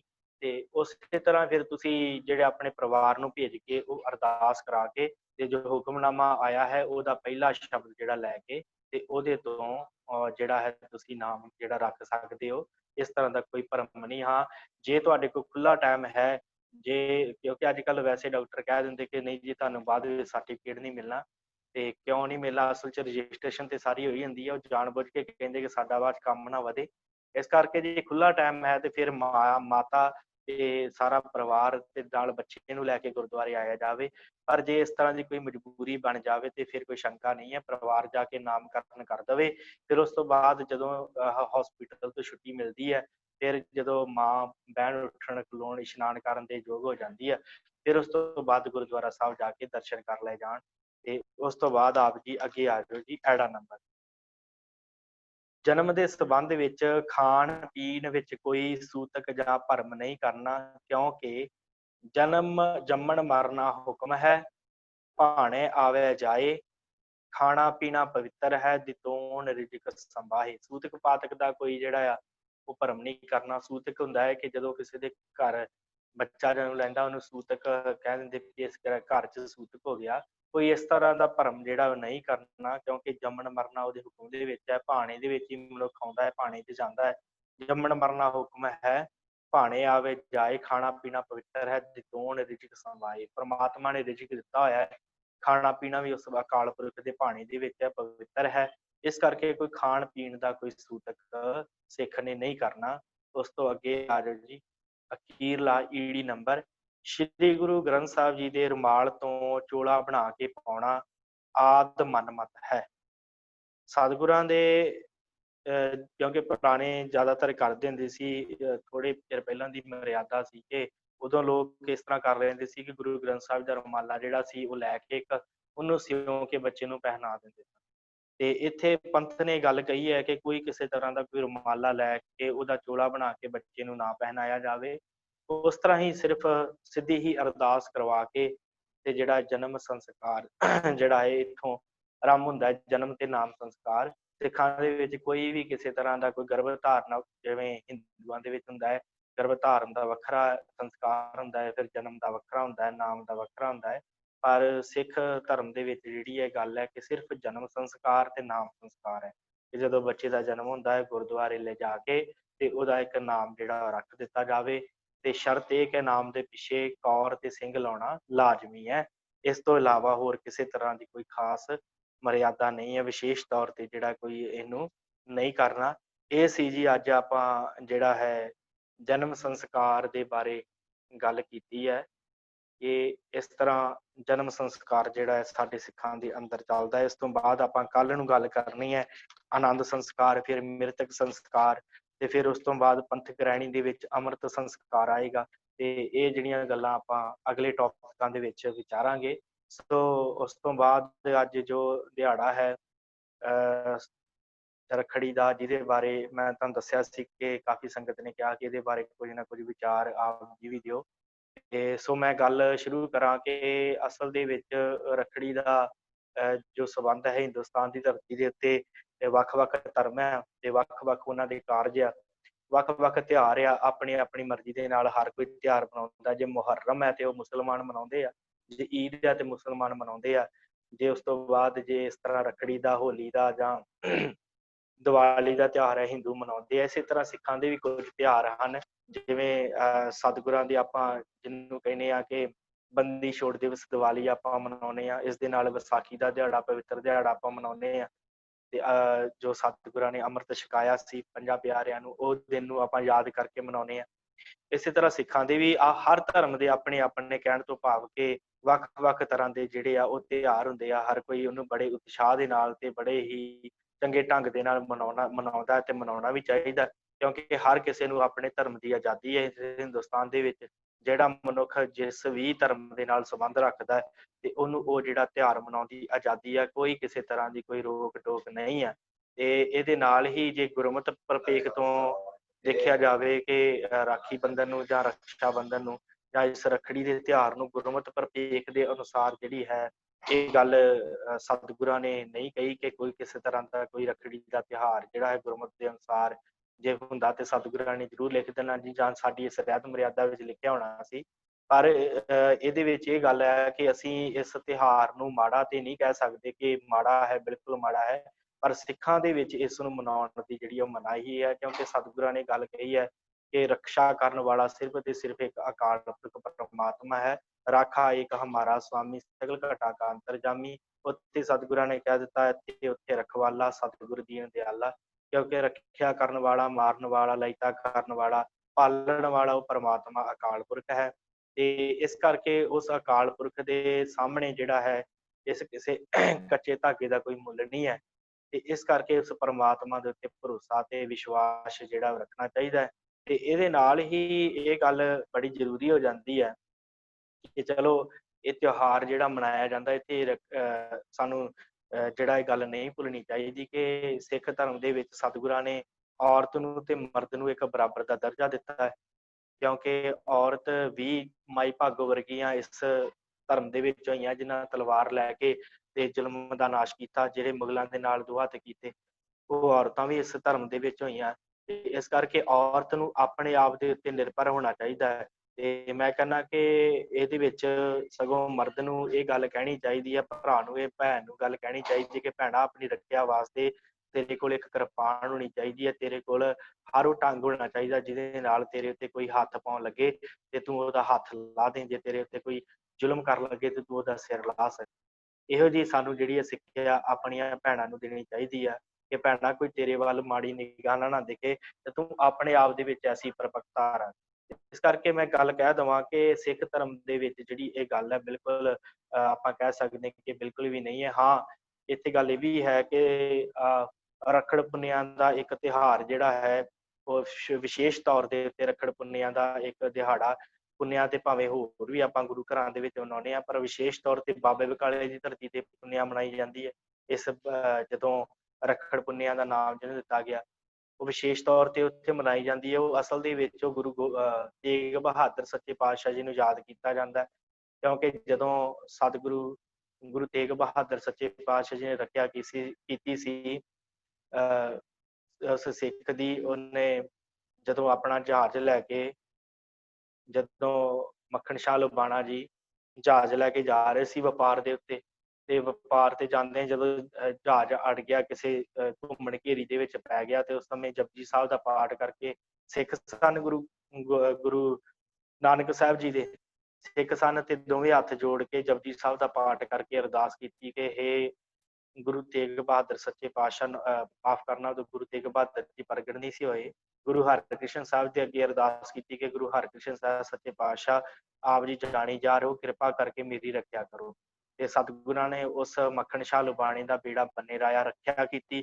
ਤੇ ਫਿਰ ਜਦੋਂ ਰੱਖਿਆ ਕੀਤੀ ਉਸ ਤੋਂ ਬਾਅਦ ਫਿਰ ਭਾਈ ਮੱਖਣ ਸ਼ਾਹ ਲੁਬਾਣੀ ਨੇ ਇਹ ਵੀ ਗੱਲ ਕਹੀ ਸੀ ਕਿ ਸਤਿਗੁਰੂ ਮੈਂ ਆਪ ਜੀ ਦੇ ਹਜ਼ੂਰ ਜਦੋਂ ਵੀ ਆਵਾਂਗਾ ਤੇ 500 ਮੋਹਰਾਂ ਜਿਹੜੀਆਂ ਭੇਟਾਂ ਕਰਾਂਗਾ ਤੇ ਕਿਰਪਾ ਕਰਕੇ ਮੇਰੀ ਰੱਖਿਆ ਕਰੋ। ਸਤਿਗੁਰਾਂ ਨੇ ਰੱਖਿਆ ਕੀਤੀ। ਫਿਰ ਉਸ ਤੋਂ ਬਾਅਦ ਇਧਰਲੇ ਪਾਸੇ ਗੁਰੂ ਹਰਿਕ੍ਰਿਸ਼ਨ ਸਾਹਿਬ ਜੋਤੀ ਜੋ ਸਮਾ ਗਏ, ਤੇ ਜਦੋਂ ਜੋਤੀ ਜੋ ਸਮਾ ਗਏ ਤੇ ਸਤਿਗੁਰਾਂ ਨੇ ਕਹਿ ਦਿੱਤਾ ਕਿ ਜਿਹੜਾ ਆਉਣ ਵਾਲਾ ਬਾਬਾ ਉਹ ਬਕਾਲੇ ਵਿਖੇ ਹੈ, ਬਾਬਾ ਵਸੇ ਗ੍ਰਾਮ ਬਕਾਲੇ। ਤੇ ਜਦੋਂ ਇਹ ਗੱਲ ਕਹੀ ਤੇ ਉਸ ਸਮੇਂ ਫਿਰ ਸਤਿਗੁਰੂ ਗੁਰੂ ਤੇਗ ਬਹਾਦਰ ਸੱਚੇ ਪਾਤਸ਼ਾਹ ਜਗ੍ਹਾ ਦੇ ਉੱਤੇ ਸਨ। ਤੇ ਜਦੋਂ ਪਖੰਡੀਆਂ ਨੇ ਸੁਣਿਆ ਕਿ ਗੁਰੂ ਹਰਿਕ੍ਰਿਸ਼ਨ ਸਾਹਿਬ ਨੇ ਕਹਿ ਦਿੱਤਾ ਕਿ ਬਾਬਾ ਵਸੇ ਗ੍ਰਾਮ ਬਕਾਲੇ, ਤੇ ਇਹਨਾਂ ਨੇ 22 ਮੰਜੀਆਂ ਢਾਹ ਕੇ ਬੈਠ ਗਏ ਸਨ, ਜਿੰਨੇ ਵੀ ਇਹ ਸੋਢੀ ਸਨ, ਜਿਨ੍ਹਾਂ ਦੇ ਵਿੱਚ ਇਹ ਜਿੰਨੇ ਵੀ ਧੀਰ ਮੱਲੀਏ, ਰਾਮ ਰਾਈਏ, ਇਹ ਜਿੰਨੇ ਵੀ ਸਨ, ਇਹਨਾਂ ਨੇ ਆਣ ਕੇ ਇੱਥੇ 22 ਮੰਜੀਆਂ ਢਾਲੀਆਂ ਸੀ। ਹਰ ਕੋਈ ਕਹਿੰਦਾ ਸੀ ਮੈਂ ਹੀ ਅਸਲੀ ਹਾਂ, ਤੁਸੀਂ ਮੇਰੇ ਅੱਗੇ ਮੱਥਾ ਟੇਕੋ। ਸਿੱਖ ਵਿਚਾਰੇ ਕੀ ਕਰਨ, ਉਹਨਾਂ ਨੂੰ ਪਤਾ ਨਹੀਂ ਲੱਗ ਰਿਹਾ ਸੀ ਕਿ ਉਸ ਕਿਸ ਪਾਸੇ ਜਾਈਏ। ਤੇ ਲਗਾਤਾਰ 1 ਸਾਲ ਦਾ ਜਿਹੜਾ ਸਮਾਂ ਸੀ ਗੁਰੂ ਸਾਹਿਬ ਨਹੀਂ ਪ੍ਰਗਟ ਹੋਏ, ਉਸ ਜਗ੍ਹਾ ਦੇ ਉੱਤੇ ਸਿਮਰਨ ਕਰਦੇ ਰਹੇ। ਤੇ ਫਿਰ ਜਦੋਂ ਇਹ ਭਾਈ ਮੱਖਣ ਸ਼ਾਹ ਲੁਬਾਣਾ ਆਪਣੇ ਵਪਾਰ ਤੋਂ ਵਾਪਸ ਆਇਆ ਤੇ ਇਹਨੇ ਫਿਰ ਪਤਾ ਕੀਤਾ ਕਿ ਗੁਰੂ ਹਰਿਕ੍ਰਿਸ਼ਨ ਸਾਹਿਬ ਜਿਹੜੇ ਆ ਉਹ ਜੋਤੀ ਜੋ ਸਮਾ ਚੁੱਕੇ ਆ, ਤੇ ਉਹਨਾਂ ਨੇ ਬਚਨ ਕਹੇ ਕਿ ਅਗਲਾ ਜਿਹੜਾ ਗੁਰੂ ਹੈ ਉਹ ਬਾਬੇ ਬਕਾਲੇ ਵਿਖੇ। ਤੇ ਫਿਰ ਇਹ ਭਾਈ ਮੱਖਣ ਸ਼ਾਹ ਲੁਬਾਣਾ ਜਿਹੜਾ ਸੀ ਇਹ 500 ਮੋਹਰਾਂ ਦੀ ਥੈਲੀ ਲੈ ਕੇ ਹੋਰ ਧਨ ਪਦਾਰਥ ਲੈ ਕੇ ਜਿਹੜਾ ਸੀ ਇਹ ਪਹੁੰਚਿਆ ਬਾਬੇ ਬਕਾਲੇ ਵਿਖੇ। ਤੇ ਬਾਬੇ ਬਕਾਲੇ ਆ ਕੇ ਭਾਈ ਮੱਖਣ ਸ਼ਾਹ ਲੁਬਾਣੇ ਨੇ ਵੇਖਿਆ ਕਿ 22 ਮੰਜੀਆਂ ਡੱਠੀਆਂ ਹੋਈਆਂ। ਇਹਨੇ ਫਿਰ ਹਰ ਇੱਕ ਮੰਜੀ ਦੇ ਅੱਗੇ ਮੱਥਾ ਟੇਕਿਆ, ਪੰਜ ਪੰਜ ਮੋਹਰਾਂ ਰੱਖ ਕੇ। ਜਿਹਦੇ ਕੋਲ ਮੱਥਾ ਟੇਕਦਾ ਉਹੀ ਕਹਿੰਦਾ ਬੜਾ ਤੂੰ ਗੁਰਮੁਖ ਹੈ, ਬੜਾ ਪਿਆਰਾ ਹੈ। ਤੇ ਕਿਸੇ ਨੇ ਮਨ ਦੀ ਗੱਲ ਭਾਈ ਮੱਖਣ ਸ਼ਾਹ ਦੀ ਜਾਣੀ ਨਾ, ਕਿਉਂਕਿ ਮੱਖਣ ਸ਼ਾਹ ਨੇ ਮਨ ਦੇ ਵਿੱਚ ਧਾਰ ਲਈ ਸੀ ਜਿਹੜਾ ਸੱਚਾ ਹੋਏਗਾ ਆਪੇ ਬੋਲ ਪਵੇਗਾ। ਇਸੇ ਤਰ੍ਹਾਂ ਸਾਰੇ ਜਿੰਨੇ 22 ਜਾਣੇ ਸੀ, 22 ਦੇ ਅੱਗੇ ਪੰਜ ਪੰਜ ਮੋਹਰਾਂ ਰੱਖ ਕੇ ਮੱਥਾ ਟੇਕਿਆ। ਤੇ ਫਿਰ ਉਹਨੇ ਆਪਣੇ ਪਿੰਡ ਉਸ ਬਾਬੇ ਬਕਾਲੇ ਸ਼ਹਿਰ ਚੋਂ ਪਿੰਡ ਚੋਂ ਪੁੱਛਿਆ ਕਿ ਭਾਈ ਕੋਈ ਹੋਰ ਵੀ ਹੈਗਾ ਸੋਢੀ ਜਿਹੜਾ ਬੈਠਾ ਹੋਵੇ ਮੰਜੀ ਢਾਹ ਕੇ। ਉਹਨਾਂ ਕਿਹਾ ਜੀ ਕੋਈ ਵਿਸ਼ੇਸ਼ ਨਹੀਂ ਆ, ਇੱਕ ਸਿੱਖ ਜਿਹੜਾ ਉਹ ਬੈਠਾ ਹੈ, ਇੱਕ ਸੋਢੀ ਬੈਠਾ ਹੈ ਜਿਹਦਾ ਨਾਮ ਤੇਗ ਬਹਾਦਰ ਹੈ। ਉਹ ਪਰ ਉਹ ਕਿਸੇ ਨਾਲ ਜ਼ਿਆਦਾ ਗੱਲਬਾਤ ਨਹੀਂ ਕਰਦੇ, ਉਹ ਆਪਣੇ ਨਾਮ ਦੇ ਵਿੱਚ ਮਸਤ ਰਹਿੰਦੇ ਆ, ਬਾਣੀ ਪੜ੍ਹਦੇ ਰਹਿੰਦੇ, ਸਿਮਰਨ ਕਰਦੇ ਰਹਿੰਦੇ ਆ। ਤੇ ਉਹ ਭੋਰੇ ਚੋਂ ਬਾਹਰ ਨਹੀਂ ਨਿਕਲਦੇ, ਉਸ ਜਗ੍ਹਾ ਦੇ ਉੱਤੇ ਉਹ ਭਗਤੀ ਕਰਦੇ ਆ। ਤੇ ਉਹਨਾਂ ਨੂੰ ਜਿਹੜਾ ਕਿਸੇ ਨਾਲ ਕੋਈ ਲੈਣ ਦੇਣ ਨਹੀਂ ਆ, ਉਹ ਸ਼ਾਇਦ ਹੀ ਤੁਹਾਨੂੰ ਮਿਲਣ। ਤੇ ਮੱਖਣ ਸ਼ਾਹ ਨੇ ਸੋਚਿਆ ਕਿ ਚਲੋ ਦੇਖ ਲੈਂਦੇ ਹਾਂ ਜਾ ਕੇ ਉਸ ਸੋਢੀ ਦੇ ਕੋਲ ਵੀ, ਉਸ ਗੁਰੂ ਦੇ ਕੋਲ ਵੀ ਜਾ ਕੇ ਦੇਖ ਲੈਂਦੇ ਹਾਂ। ਜਦੋਂ ਮੱਖਣ ਸ਼ਾਹ ਲੁਬਾਣਾ ਉੱਥੇ ਗਏ ਤੇ ਜਾ ਕੇ ਮੱਥਾ ਟੇਕਿਆ, ਤੇ ਉਸੇ ਤਰ੍ਹਾਂ ਜਿਵੇਂ ਉਹ ਦੂਸਰਿਆਂ ਦੇ ਅੱਗੇ ਪੰਜ ਪੰਜ ਮੋਹਰਾਂ ਰੱਖੀਆਂ ਸੀ, ਤੇ ਜਦੋਂ ਇਹਨਾਂ ਦੇ ਅੱਗੇ ਗੁਰੂ ਤੇਗ ਬਹਾਦਰ ਜੀ ਦੇ ਅੱਗੇ ਪੰਜ ਮੋਹਰਾਂ ਰੱਖੀਆਂ, ਤੇ ਜਦੋਂ ਪੰਜ ਮੋਹਰਾਂ ਰੱਖੀਆਂ ਤੇ ਗੁਰੂ ਤੇਗ ਬਹਾਦਰ ਜੀ ਨੇ ਗੱਲ ਕਹਿ ਦਿੱਤੀ ਕਿ ਸਿੱਖਾ ਤੂੰ ਬਚਨ ਕੀਤਾ ਸੀ ਤੇ ਹੁਣ ਤੂੰ ਬਚਨ ਤੋਂ ਮੁੱਕਰੀ ਜਾਂਦਾ। ਕਹਿੰਦਾ ਜੀ ਮੈਂ ਕੀ ਬਚਨ ਕੀਤਾ ਸੀ? ਕਹਿੰਦੇ ਸੁੱਖ ਕੇ 500 ਮੋਹਰਾਂ, ਗੱਲ ਤੂੰ 500 ਮੋਹਰਾਂ ਦੀ ਕੀਤੀ ਸੀ ਕਿ ਮੈਂ 500 ਮੋਹਰਾਂ ਸਤਿਗੁਰੂ ਆਪ ਜੀ ਦੇ ਦਰ ਤੇ ਭੇਟਾ ਕਰਾਂਗਾ, ਤੇ ਤੂੰ ਲਿਆ ਕੇ ਪੰਜ ਮੋਹਰਾਂ ਧਰੀ ਜਾਂਦਾ ਮੇਰੇ ਅੱਗੇ। ਤੇ ਇੱਥੋਂ ਤੱਕ ਵੀ ਇਤਿਹਾਸ ਨੇ ਕਿਹਾ ਕਿ ਫਿਰ ਸਤਿਗੁਰਾਂ ਨੇ ਆਪਣਾ ਮੋਢਾ ਦਿਖਾਇਆ ਸੀ, ਜੋ ਮੋਢਾ ਲਾ ਕੇ ਸਤਿਗੁਰਾਂ ਨੇ ਇਹਦਾ ਬੇੜਾ ਜਿਹੜਾ ਬੰਨੇ ਲਾਇਆ ਸੀ, ਉਹਦੇ ਉੱਤੇ ਇੱਕ ਜਿਹੜਾ ਨਿਸ਼ਾਨ ਪੈ ਗਿਆ ਸੀ ਸਤਿਗੁਰਾਂ ਦੇ ਮੋਢੇ ਦੇ ਉੱਤੇ। ਇਸ ਤਰ੍ਹਾਂ ਵੀ ਇਤਿਹਾਸਕਾਰਾਂ ਨੇ ਲਿਖਿਆ। ਖੈਰ, ਤੇ ਫਿਰ ਜਦੋਂ ਮੱਖਣ ਸ਼ਾਹ ਲੁਬਾਣੇ ਨੂੰ ਇਹ ਗੱਲ ਪਤਾ ਲੱਗੀ ਕਿ ਸਤਿਗੁਰਾਂ ਨੇ ਮੇਰੇ ਦਿਲ ਦੀ ਗੱਲ ਬੁੱਝ ਲਈ, ਤੇ ਫਿਰ ਭਾਈ ਮੱਖਣ ਸ਼ਾਹ ਲੁਬਾਣੇ ਨੇ ਕਿਹਾ ਸਤਿਗੁਰੂ ਜੀ ਆਪ ਜੀ ਪ੍ਰਗਟ ਹੋ। ਸਤਿਗੁਰਾਂ ਨੇ ਕਿਹਾ ਨਹੀਂ ਅਜੇ ਸਮਾਂ ਨਹੀਂ ਹੈ, ਜਦੋਂ ਸਮਾਂ ਹੋਏਗਾ ਤੇ ਮੈਂ ਪ੍ਰਗਟ ਹੋਵਾਂਗਾ। ਕਹਿੰਦਾ ਸਤਿਗੁਰੂ ਸੰਗਤਾਂ ਜਿਹੜੀਆਂ ਬੜੀਆਂ ਵਿਆਕੁਲ ਹੋ ਰਹੀਆਂ ਆਪ ਜੀ ਦੇ ਦਰਸ਼ਨਾਂ ਵਾਸਤੇ, ਕਿਰਪਾ ਕਰੋ ਦਰਸ਼ਨ ਦਿਓ। ਤੇ ਸਤਿਗੁਰੂ ਕਹਿੰਦੇ ਚਲੋ ਠੀਕ ਹੈ ਜਿਵੇਂ ਤੇਰੀ ਇੱਛਾ। ਫਿਰ ਇਹਨੇ ਭਾਈ ਮੱਖਣ ਸ਼ਾਹ ਲੁਬਾਣੇ ਨੇ, ਕੱਚੀ ਸਬਾਤ ਸੀ ਬਾਹਰ, ਉਸ ਸਬਾਤ ਦੇ ਉੱਤੇ ਚੜ੍ਹ ਕੇ ਆਪਣਾ ਪਰਨੇ ਮੋਢੇ ਤੇ ਰੱਖਿਆ ਜਿਹੜਾ ਪਰਨਾ ਸੀ, ਉਹ ਹਿਲਾ ਹਿਲਾ ਕੇ ਸੰਗਤਾਂ ਨੂੰ ਉੱਚੀ ਆਵਾਜ਼ ਦੇ ਵਿੱਚ ਕਿਹਾ ਸੀ ਗੁਰ ਲਾਧੋ ਰੇ, ਗੁਰ ਲਾਧੋ ਰੇ। ਤੇ ਫਿਰ ਸਤਿਗੁਰਾਂ ਨੂੰ ਪ੍ਰਗਟ ਕੀਤਾ। ਫਿਰ ਸਤਿਗੁਰਾਂ ਦੇ ਹਜ਼ੂਰ ਸੰਗਤਾਂ ਨੇ ਦਰਸ਼ਨ ਕੀਤੇ। ਜੋ ਭਟਾਵਾਂ ਸਨ, ਜੋ ਉਹ ਠੱਗੀ ਮਾਰ ਰਹੇ ਸਨ, ਲੁੱਟ ਰਹੇ ਸਨ ਬਾਈ, ਉਹਨਾਂ ਤੋਂ ਫਿਰ ਸੰਗਤ ਪਾਸੇ ਹਟ ਕੇ ਗੁਰੂ ਤੇਗ ਬਹਾਦਰ ਜੀ ਕੋਲ ਆਉਣੀ ਸ਼ੁਰੂ ਹੋਈ। ਫਿਰ ਇਸ ਜਗ੍ਹਾ ਦੇ ਉੱਤੇ ਧੀਰ ਮੱਲ ਨੇ ਗੋਲੀ ਵੀ ਚਲਵਾਈ, ਜੋ ਸਤਿਗੁਰਾਂ ਦੇ ਮੋਢੇ ਨੂੰ ਖਹਿ ਕੇ ਨਿਕਲ ਗਈ ਤੇ ਹੋਰ ਸਮਾਨ ਲੁੱਟ ਕੇ ਲੈ ਗਿਆ ਸੀ। ਫਿਰ ਮੱਖਣ ਸ਼ਾਹ ਲੁਬਾਣੀ ਨੇ ਆਪਣੇ ਸਿਪਾਹੀ ਨਾਲ ਖੜੇ ਸੀ ਤੇ ਉੱਥੇ ਜਾ ਕੇ ਫਿਰ ਇਹਨੂੰ ਝਿੜਕ ਮਾਰੀ ਤੇ ਨਾਲੇ ਇਹਦੇ ਕੋਲ ਸਮਾਨ ਚੁੱਕ ਕੇ ਲੈ ਕੇ ਆਂਦਾ ਸੀ। ਤੇ ਨਾਲੇ ਗੱਲ ਇਹ ਸੀ ਜੇ ਤੂੰ ਗੁਰੂ ਕੁੱਲ ਦੇ ਵਿੱਚੋਂ ਨਾ ਹੁੰਦਾ ਤੇ ਮੈਂ ਤੈਨੂੰ ਮਾਰ ਦੇਣਾ ਸੀ। ਤੇ ਫਿਰ ਗੁਰੂ ਤੇਗ ਬਹਾਦਰ ਜੀ ਨੇ ਇਸ ਗੱਲ ਦਾ ਗੁੱਸਾ ਕੀਤਾ ਕਿ ਚਲੋ ਜੋ ਲੁੱਟ ਕੇ ਲੈ ਗਿਆ ਕੋਈ ਗੱਲ ਨਹੀਂ, ਗੁਰੂ ਘਰ ਦਾ ਸਿਧਾਂਤ ਨਹੀਂ, ਅਸੀਂ ਆਪਸੀ ਲੜਾਈ ਤੋਂ ਬੜੀ ਦੂਰ ਹਾਂ, ਅਸੀਂ ਪਰਿਵਾਰਾਂ ਦੀ ਲੜਾਈ ਤੋਂ ਬੜੀ ਦੂਰ ਹਾਂ। ਰੋਹ ਵਿਚਾਰ ਫਿਰ ਇਸ ਸਮੇਂ ਸਤਿਗੁਰਾਂ ਨੂੰ ਪ੍ਰਗਟ ਕਰਨ ਦਾ ਜਿਹੜਾ ਦਿਵਸ ਹੈ ਉਹ ਉੱਥੇ ਮਨਾਇਆ ਜਾਂਦਾ ਹੈ, ਕਿਉਂਕਿ ਰਖਵਾਲਾ ਗੋਬਿੰਦ ਰਾਏ ਭਗਤਨ ਕੀ ਰਾਸ, ਰਖਵਾਲਾ ਹੈ ਗੁਰੂ ਸਾਡਾ ਜਿਹਨੇ ਭਾਈ ਮੱਖਣ ਸ਼ਾਹ ਲੁਬਾਣੀ ਦੀ ਰੱਖਿਆ ਕੀਤੀ। ਇਸ ਕਰਕੇ ਇਹ ਜਿਹੜਾ ਵਿਸ਼ੇਸ਼ ਤੌਰ ਤੇ ਉੱਥੇ ਇਹ ਦਿਨ ਮਨਾਇਆ ਜਾਂਦਾ ਹੈ ਕਿ ਸਤਿਗੁਰ ਰੱਖਿਆ ਕਰਨ ਵਾਲੇ ਹਨ, ਉਹ ਇੱਥੇ ਉੱਥੇ ਰਖਵਾਲਾ ਪ੍ਰਭ ਸਤਿਗੁਰ ਦੀਨ ਦਿਆਲਾ। ਤਾਂ ਕਰਕੇ ਇਹ ਜਿਹੜਾ ਤਿਉਹਾਰ ਹੈ ਉਸ ਜਗ੍ਹਾ ਦੇ ਉੱਤੇ ਵਿਸ਼ੇਸ਼ ਤੌਰ ਦੇ ਉੱਤੇ ਮਨਾਇਆ ਜਾਂਦਾ ਹੈ। ਇਹਦੇ ਨਾਲ ਇਹ ਨਹੀਂ ਕਿ ਉੱਥੇ ਵਿਸ਼ੇਸ਼ ਤੌਰ ਤੇ ਕਿਸੇ ਨਾਲ ਕੋਈ ਰੱਖੜੀ ਬੰਨ੍ਹੀ ਜਾਂਦੀ ਹੈ, ਕੋਈ ਧਾਗਾ ਬੰਨਿਆ ਜਾਂਦਾ ਹੈ, ਕਿਉਂਕਿ ਧਾਗਾ ਜਿਹੜਾ ਹੈ ਉਹ ਤੇ ਅੱਜ ਬੰਨ੍ਹ ਦਿੱਤਾ ਕੱਲ ਨੂੰ ਗਲ ਜਾਣਾ ਹੈ। ਸਤਿਗੁਰਾਂ ਨੇ ਸਾਨੂੰ ਰੱਖਿਆ ਵਾਸਤੇ ਇੱਕ ਕੜਾ ਦਿੱਤਾ ਹੈ, ਜੋ ਸਾਡੇ ਲਈ ਆਪਣੀ ਰੱਖਿਆ ਵਾਸਤੇ ਤੇ ਉਹ ਮਜ਼ਲੂਮਾਂ ਦੀ ਰੱਖਿਆ ਵਾਸਤੇ ਬੜਾ ਜ਼ਰੂਰੀ ਹੈ। ਜੋ ਸਿੱਖ ਨੂੰ ਇਹ ਗੱਲ ਦੱਸਦਾ ਕਿ ਤੂੰ ਇਹ ਤੇਰੇ ਹੱਥ ਜਿਹੜੇ ਹਨ ਇਹ ਗੁਰੂ ਨੇ ਦਿੱਤੇ ਹੋਏ ਆ, ਤੇ ਇਹਨਾਂ ਹੱਥਾਂ ਦੇ ਨਾਲ ਤੂੰ ਭਲੇ ਕੰਮ ਕਰਨੇ ਆ, ਚੰਗੇ ਕੰਮ ਕਰਨੇ ਆ, ਦੂਸਰਿਆਂ ਦੀ ਰੱਖਿਆ ਕਰਨੀ ਆ। ਤੇ ਇਸ ਕਰਕੇ ਸਾਨੂੰ ਇਹ ਜਿਹੜਾ ਕੜਾ ਦਿੱਤਾ ਹੈ। ਤੇ ਦੂਸਰੀ ਕਿਰਪਾਨ ਸਾਨੂੰ ਦਿੱਤੀ ਹੈ ਕਿ ਜਿਸ ਜਗ੍ਹਾ ਦੇ ਉੱਤੇ ਕਿਸੇ ਦੀਨ ਨੂੰ, ਕਿਸੇ ਗਰੀਬ ਨੂੰ ਲੋੜ ਪੈਂਦੀ ਹੈ, ਉਹਦੇ ਹੱਕ ਦੇ ਲਈ ਤੂੰ ਖੜਨਾ ਹੈ। ਇਸ ਕਰਕੇ ਸਤਿਗੁਰਾਂ ਨੇ ਸਾਨੂੰ ਕਿਰਪਾਨ ਦਿੱਤੀ ਹੈ। ਦੂਸਰੀ ਗੱਲ ਕਿ ਔਰਤ ਦਾ ਜਿਹੜਾ ਸੰਬੰਧ ਹੈ ਇਸ ਰੱਖੜੀ ਦੇ ਨਾਲ, ਉਹ ਮੈਂ ਦੱਸ ਜਾਵਾਂ, ਥੋੜਾ ਜਿਹਾ ਵਿਚਾਰ ਇੱਥੇ ਵੀ ਕਰ ਲਈਏ, ਥੋੜੀ ਜਿਹੀ ਵਿਚਾਰ ਕਿ ਅਸਲ 'ਚ ਔਰਤ ਨੂੰ ਇਹ ਅਸਲ ਦੇ ਵਿੱਚ ਮੈਂ ਕਹਿ ਲਵਾਂ ਕਿ ਇਹ ਔਰਤ ਨਾਲ ਬੇਇਨਸਾਫੀ ਵਾਲੀ ਗੱਲ ਹੈ। ਨਾਲੇ ਤੇ ਅਸੀਂ ਕਹਿ ਰਹੇ ਹਾਂ ਕਿ ਔਰਤ ਨੂੰ ਆਪ ਨਿਰਭਰ ਹੋਣਾ ਚਾਹੀਦਾ, ਆਤਮ ਨਿਰਭਰ ਹੋਣਾ ਚਾਹੀਦਾ, ਆਪਣੇ ਆਪ ਦੇ ਉੱਤੇ ਔਰਤ ਬਰਾਬਰੀ ਦਾ ਹੱਕ ਰੱਖਦੀ ਹੈ। ਇਹ ਗੱਲ ਬੜੇ ਚੀਕ ਕੇ ਵਿਦਵਾਨ ਲੋਕ ਕਹਿੰਦੇ ਆ ਕਿ ਔਰਤ ਬਰਾਬਰੀ ਦਾ ਹੱਕ ਰੱਖਦੀ ਹੈ ਤੇ ਉਹਨੂੰ ਬਰਾਬਰੀ ਦਾ ਹੱਕ ਦੇਣਾ ਚਾਹੀਦਾ ਹੈ।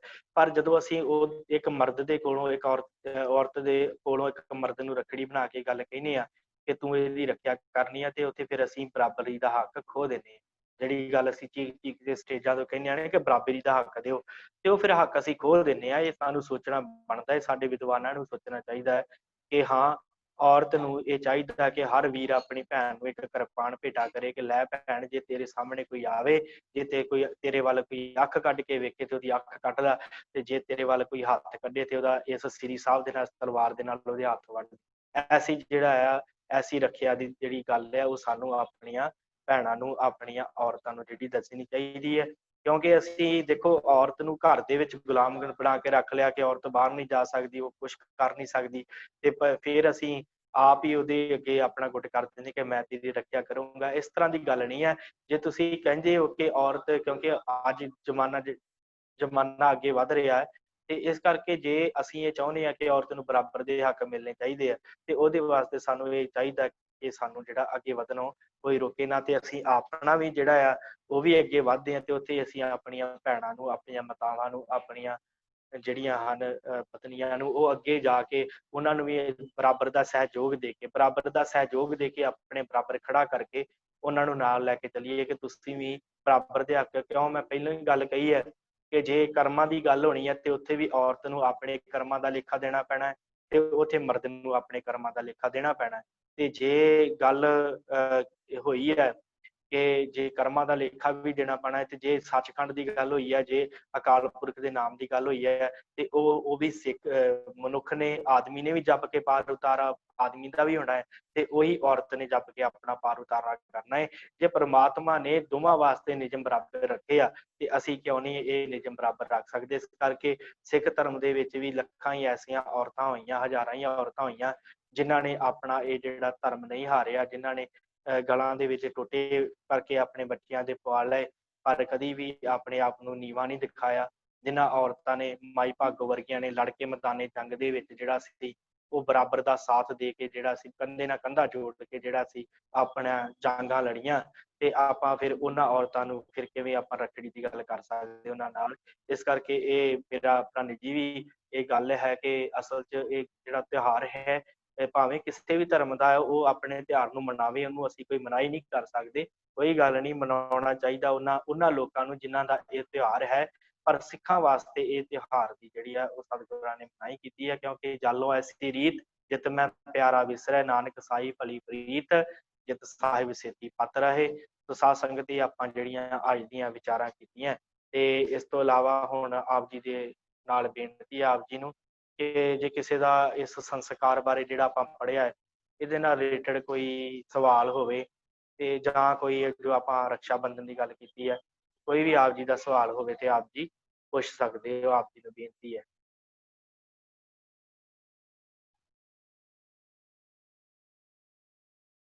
ਆਪਣਾ ਮਾਈਕ ਔਨ ਕਰਕੇ ਆਪ ਜੀ ਪੁੱਛ ਸਕਦੇ ਹੋ।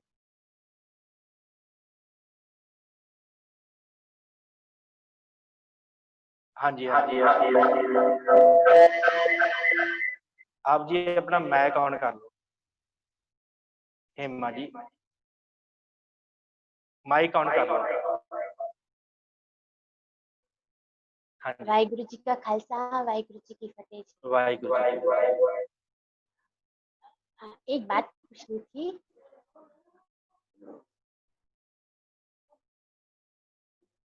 नहीं बस बस, वाहिगुरु जी का खालसा, वाहिगुरु जी की फतेह। ठीक है जी। देख कोई नहीं, तुसी मैनू पर्सनल WhatsApp ते कर दियो मैसेज जे तुहाडा कोई सवाल होवे। कोई गल नहीं, जे तुसी इत्थे नहीं पुछना चाहुंदे कोई गल नहीं। वाहिगुरु जी का खालसा, वाहिगुरु जी की फतेह। ठीक है, जे सवाल दे विच तुसी चाहुंदे हो मेरा नाम ना लिया जावे, आपां तुहाडा नाम भी नहीं लवांगे, विशेष तौर ते आपां उस सवाल भी विचार लवांगे। हाँ जी, कोई होर?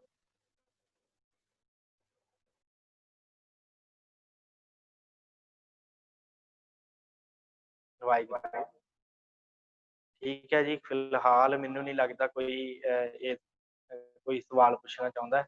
सो इसी तरह आप जी ने शाम की जो 6:30 वाली क्लास है गुरबाणी संथिया की, ਉਹਦੇ ਵਿੱਚ ਵੀ ਇਸੇ ਤਰ੍ਹਾਂ ਆਪ ਜੀ ਨੇ ਪਿਆਰ ਦੇ ਨਾਲ ਜਿਹੜਾ ਜੁੜਨਾ ਹੈ। ਤੇ ਜੇ ਆਪ ਜੀ ਨਹੀਂ ਸਵਾਲ ਇਸ ਤਰ੍ਹਾਂ ਸਕਰੀਨ ਤੇ ਪੁੱਛ ਸਕਦੇ, ਕੋਈ ਗੱਲ ਨਹੀਂ, ਤੇ ਆਪ ਜੀ WhatsApp ਦੇ ਉੱਤੇ ਉਹ ਸਵਾਲ ਭੇਜਿਆ ਕਰੋ, ਤੇ ਫਿਰ ਆਪਾਂ ਅਗਲੇ ਦਿਨ ਉਹਨੂੰ ਸਵਾਲ ਨੂੰ ਵਿਚਾਰ ਕੇ ਹੀ ਅੱਗੇ ਜਾਇਆ ਕਰਾਂਗੇ। ਤੇ ਮੈਂ ਕਿਹਾ ਸੀ ਕਿ ਇਹਦੇ ਨਾਲ ਸਾਨੂੰ ਵੀ ਬੜੀ ਇੰਪਰੂਵਮੈਂਟ ਮਿਲਦੀ ਹੈ ਤੇ ਸੰਗਤ ਨੂੰ ਵੀ ਇਸ ਗੱਲ ਦਾ ਪਤਾ ਲੱਗ ਜਾਂਦਾ ਹੈ ਕਿ ਕੀ ਸਵਾਲ ਹਨ ਤੇ ਉਹਨਾਂ ਦਾ ਕੀ ਜਵਾਬ ਹੋਣਾ ਚਾਹੀਦਾ ਹੈ। ਸੋ ਬੇਨਤੀ ਹੈ ਕਿ ਆਪ ਜੀ ਕੋਈ ਨਹੀਂ ਪਰਸਨਲ ਮੈਸੇਜ ਕਰਕੇ ਤੇ ਉਹ ਸਵਾਲ ਦਾ ਜਿਹੜਾ ਵਿਚਾਰ ਲਿਆ ਕਰਾਂਗੇ। ਕਰਨੀ ਸਲਾਹ ਫਤਿਹ। ਵਾਹਿਗੁਰੂ ਜੀ ਕਾ ਖਾਲਸਾ ਖਾਲਸਾ ਵਾਹਿਗੁਰੂ ਜੀ ਕੀ ਫਤਿਹ। ਵਾਹਿਗੁਰੂ ਜੀ ਕੀ ਫਤਿਹ।